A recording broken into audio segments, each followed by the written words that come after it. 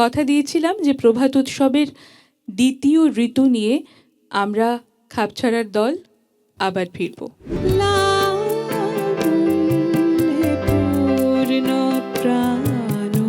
লুকিয়ে ভালোবাসবো তারে।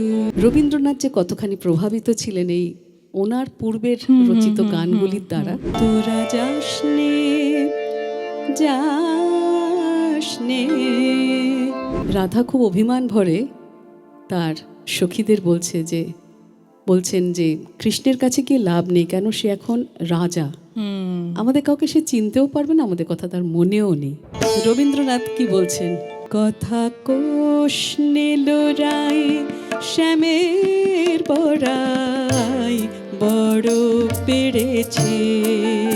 অগ্রহায়ণ মাস থেকে ধান কাটা শুরু হতো বলে এই মাসকেই কিন্তু তখন বছরের প্রথম মাস বলে ধরা হতো, বৈশাখ নয়। সৃজন ছন্দে নববর্ষ মানেই নবীন এবং আদি সৃষ্টি। হোলির কথা শুনে বকুল হাসে, কই তাহার মতো তুমি আমার কথা শুনে হাসো না তো।